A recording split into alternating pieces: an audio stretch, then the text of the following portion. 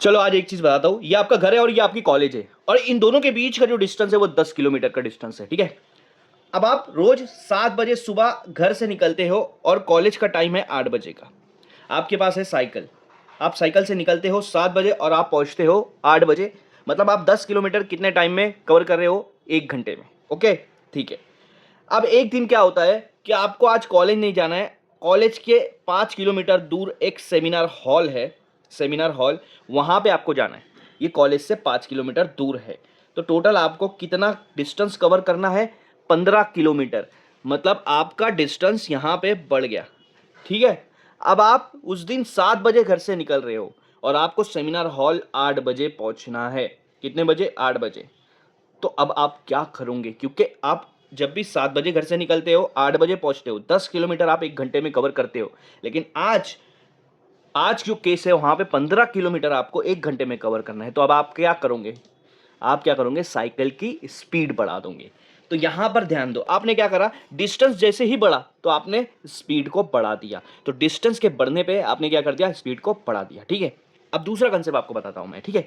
अब समझो, आप एक दिन घर से निकल रहे हो, लेकिन आज आपको लेट हो गया है। आज आप 7 बजे की जगह 7:30 को घर से निकले हो और आपको कॉलेज पहुंचना है 8 बजे। डिस्टेंस कितना है? 10 किलोमीटर। और टाइम कितना है आपके पास? टाइम आधा घंटा। मतलब टाइम बढ़ गया या कम हो गया? टाइम जो हो गया वो घट गया। टाइम जो हो गया वो घट गया। अब आप क्या करोगे? आप क्या करोगे? साइकिल की स्पीड बढ़ाओगे। मतलब इस केस में भी आप क्या कर रहे हो? साइकिल की स्पीड बढ़ा रहे हो। तो अब यहां पर देखो, आज का जो हमारा टॉपिक है वो है स्पीड और वेलोसिटी। स्पीड क्या होती है, वेलोसिटी क्या होती है, ये आज आपको मैं बताऊंगा। तो आपने देखा कि डिस्टेंस बढ़ा, फासला बढ़ा तो स्पीड बढ़ानी पड़ी, और टाइम घटा तो भी स्पीड बढ़ानी पड़ी। अब आपको मैं 7th स्टैंडर्ड के मैथ्स के एक टॉपिक पे लेके जाता हूं। वेरिएशन आपने पढ़ा होगा। वेरिएशन में आपने पढ़ा था कि एक चीज के बढ़ने से दूसरी चीज अगर बढ़ रही है, या एक चीज के घटने से दूसरी चीज भी घट रही है, तो इसको हम लोग कहते हैं डायरेक्ट वेरिएशन। Direct variation. और ये दोनों चीज को हम, मान लो ये ए है ये बी है, दोनों चीज को हम सामने सामने लिखते थे। याद करो। ठीक है। और दूसरा कंसेप्ट था इनवर्स वेरिएशन का। इनवर्स वेरिएशन में क्या था? अगर एक चीज बढ़ रही है तो उसके बढ़ने की वजह से दूसरी चीज यहाँ पे घटेगी, या फिर वो चीज अगर घट रही है तो उसकी घटने की वजह से दूसरी चीज बढ़ेगी। उल्टा होता था, तो इसको कहते थे इनवर्स वेरिएशन। और इसको हम लोग सामने तो लिखते थे लेकिन ऊपर और नीचे लिखते थे, इस तरह से। तो ये होता है आपका वेरिएशन, और ये सेम कंसेप्ट आप यहां पर यूज करके फॉर्मूला बनाएंगे स्पीड का। जब डिस्टेंस बढ़ा तो स्पीड भी बढ़ा, तो ये क्या हो जाएगा? Direct variation. मतलब ये क्या हो जाएगा? सामने सामने आपको लिखना पड़ेगा। तो आप कैसे लिखोगे? Speed is equal to distance, क्योंकि दोनों बढ़ रहा है, डायरेक्ट वेरिएशन हो रहा है। लेकिन दूसरे केस में टाइम घट रहा है तो स्पीड बढ़ रहा है। ठीक है। तो ये आपको ऊपर नीचे, सामने सामने तो लिखेंगे लेकिन ऊपर और नीचे लिख देंगे, इस तरह से। तो ये आपका फॉर्मूला बन गया, speed is equal to distance upon time. इसको कहते हैं स्पीड। और वेलोसिटी में क्या होता है? वेलोसिटी में मैं डिस्टेंस की जगह डिस्प्लेसमेंट यूज करूंगा। तो डिस्प्लेसमेंट अपॉन टाइम कर दूंगा तो मुझे मिल जाएगा वेलोसिटी। लेकिन सिंपल से लैंग्वेज में बताता हूं, स्पीड और वेलोसिटी में फर्क क्या है।